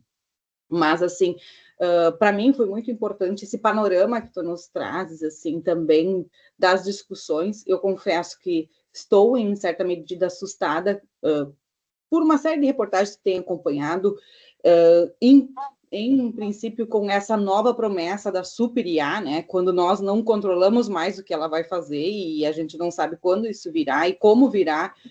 E aí a sensação é de que a gente entra naqueles filmes, me fugiu o termo agora, aqueles filmes onde tudo se devasta, né? E eu não sei até onde a gente vai chegar ali. E é muito interessante esse exemplo que tu dá para nós. Bom, tem o Uber hoje, a atividade de Uber muito difundida, assim, mas quando nos Estados Unidos eu tenho acompanhado pessoas próximas a mim que vivem lá, as entregas de comida já têm sido feitas por robôs, né? Em breve isso vai chegar. Não tem. E aí, como é que nós... bom, os drones, né, Ana? Logo em seguida. E como é que a gente vai lidar com isso num país de tamanha desigualdade quanto a nossa, né? Então, é assustador pensar o nosso futuro, né? Por um lado. Mas eu quero te agradecer pela possibilidade de te assistir e aprender tanto contigo. Foi maravilhoso. Obrigada, Carla. Eu sou sempre o arauto do apocalipse, né, Graciele? Tudo que eu trabalho é meio apocalíptico acima, tá? Né? É extrema-direita, inteligência artificial, né? Só para deixar o pessoal apavorado, né? Mas, enfim, né? Carla, eu não estou com a câmera aberta, aqui é a Estela. Tá bem. Oi, Estela, tudo bom, Estela? É porque eu não passei bem agora no final da tarde, então não estou em condições de abrir câmera, tá? Eu levantei agora para acompanhar aqui a sua apresentação. E eu acho que um ponto que você colocou, que foi um ponto que para mim chamou muita atenção na nossa reunião, e que eu acho que é uma coisa muito simples. O que eu posso pedir para o outro fazer, eu posso pedir para a IA. O que eu não posso pedir para a IA. Então, acho que isso já é assim, um primeiro guia que nos ajuda muito, né, nesse direcionamento, né?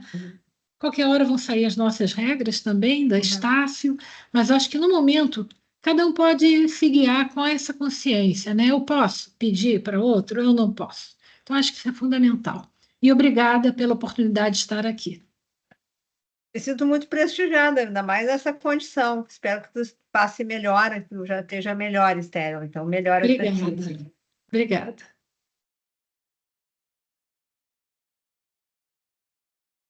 O que mais, gente? Mais algum comentário? Professora, é prazer em conhecê-la. Eu sou Oi, a tudo Miriane, bom, orientadora Miriane? da Virgínia, tudo bom? Que eu te mandei Tudo e-mail. bom? Aham. Eu coloquei no chat, mas repito aqui, assim, parabéns, foi muito bom, porque é um tema atual e muito polêmico, né? Muitas pessoas ainda não sabem como utilizar, utilizam de forma errada.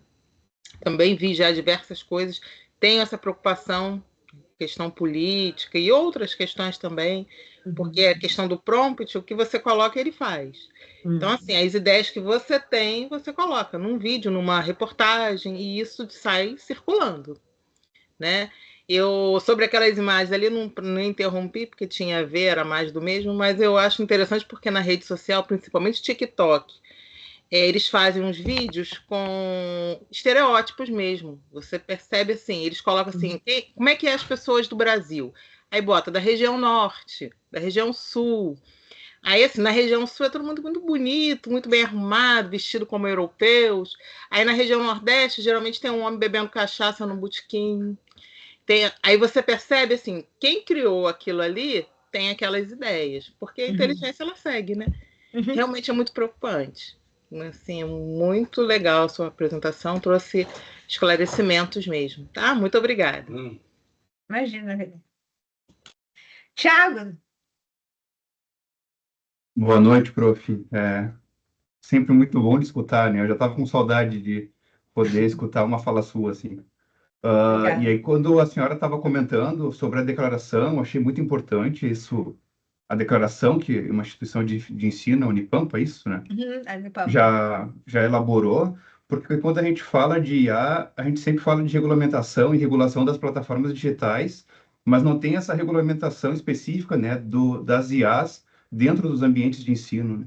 Eu acho que nós estamos nos encaminhando para regulamentar isso também, né? Já muitas instituições têm, Tiago, e outra coisa, as revistas têm, algumas revistas também já têm. Tem algumas revistas que a gente vai submeter um artigo que diz assim, bom, se foi usar, o que pode usar, o que a gente admite que se use IA? Para isso, para aquilo outro. Se usou, tem que dizer que usou e de que jeito usou. Então, eu acho que nós estamos caminhando assim para ter uma tendência assim, ó, que deve se consolidar nos próximos anos, né, de todas as instituições terem uma regulamentação própria, e eu acho que tudo isso vai desaguar nessa ideia das declarações, né? Vamos usar, vamos, mas como é que isso foi usado? Tem que deixar explícito por uma questão. A ética na pesquisa, que a gente sempre associou muito, né? Tu sabe que tu passou por todo aquele perrengue do comitê de ética, eu sei porque eu cheguei a orientar durante um tempo o Tiago e a gente teve uns probleminhas ali no comitê de ética, né? Mas enfim, né? Tu te lembra disso? Então a gente sempre tinha muito essa ideia de a ética tem a ver com a questão dos seres humanos no comitê de ética. Claro que tem outras implicações, mas era muito isso. Hoje em dia, cada vez mais a gente vai ter que somar a essa preocupação as preocupações em relação ao uso do IA. Né? Então, acho que essa declaração que a Unipampa apresentou, eu imagino que outras instituições também já têm coisas assim, só que não estão online, essa eu achei navegando, né? Eu acho que isso nos próximos anos vai acabar todo mundo tendo que fazer isso. Entregou a dissertação e a tese, bom, o que tu usou o IA nessa dissertação? Tem que ter uma declaração do que ela foi usada. Então, e as revistas já estão exigindo. Esses dias eu submeti um artigo que eu tive que fazer uma declaração do que eu usei a IA. Eu tinha usado IA para fazer algumas revisões de texto e eu coloquei isso ali, eu acho que. E traduções, é isso. Eu tinha usado para essas duas coisas. Para fazer isso, eu tinha usado para revisar texto, me ajudar a fazer o resumo e tradução, e fazer umas traduções. Daí eu coloquei o software que eu usei, coloquei tudo direitinho ali. Não houve problema, mas é isso, né? Deixar claro que foi usado, sim. Aí. E me parece que o problema é quando a pessoa não declara, é como a instituição vai saber se isso foi feito por uma inteligência. Eu acho que ainda a gente não está a passos largos assim para tentar uma forma, né, de barrar. Esses Não dias eu assisti tem, uma né? reportagem nesse sentido, né? Tem muitas publicações já feitas completamente por inteligência artificial que já está publicado em Qualizar, então é bem preocupante, né? Não, esses dias eu peguei e fui brincar um pouquinho. Eu nem apresentei isso, podia ter apresentado hoje, né? Mas eu fiz uma brincadeira, eu peguei 2 ou 3 verificadores de inteligência artificial, né? Eles não têm confiabilidade nenhuma, né? Eu peguei o mesmo texto, variou de 100% inteligência artificial a 0%. Eu botei um texto, uma coisa conhecida. O que eu botei assim? Ah! Eu botei um texto, uma parte da Constituição brasileira. IA, criada por IA. Então, assim, ó, não dá para a gente. Esses detectores aí estão cada vez mais furados. Não dá para ser isso o teu parâmetro, né? Sabe uma coisa que eu sei que. Eu vou dizer uma coisa que é fácil de pegar, e aí tu vai pegar, não porque é IA, mas porque está errado. O que eu falei durante a minha fala. A IA inventa referências bibliográficas. Então, tu vai pegar o trabalho do aluno e... Hã? O que é isso? Isso aqui não existe. Tem um, não existe, 2... Ah! Daí tu vai baixar a nota, não porque foi por IA, mas porque usou referências que não existem. É uma coisa que tem sido recorrente nos trabalhos.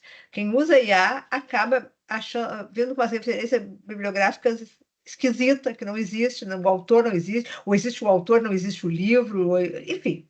Né? Ou mistura o livro de um autor, sei lá, esse dia tinha um que era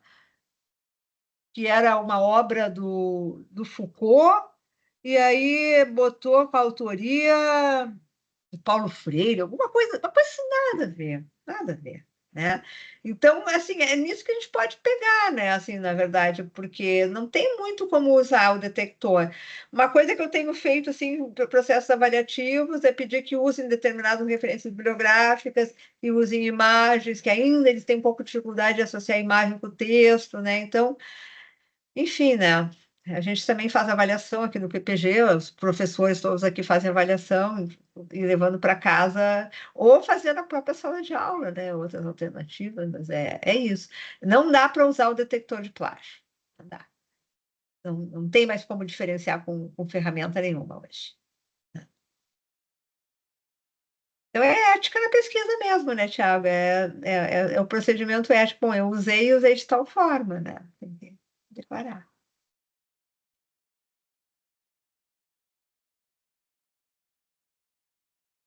Então, o que mais, gente?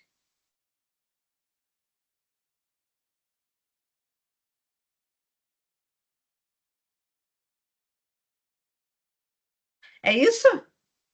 Se não temos mais perguntas, então eu vou agradecer a presença de vocês, em especial das minhas colegas que tiveram aqui, a Ana, a Estela e a Grace, que veio de tão longe aqui, né? Veio da URGS aqui para assistir a nossa fala. Então, muito obrigada para todo mundo. E é isso. Beijo. Obrigada, Carla. Obrigada. Boa noite, tá? Obrigada, boa noite. Boa noite, Boa noite, professora. Obrigada. Até a Tchau, próxima tchau. semana. Tchau, boa noite.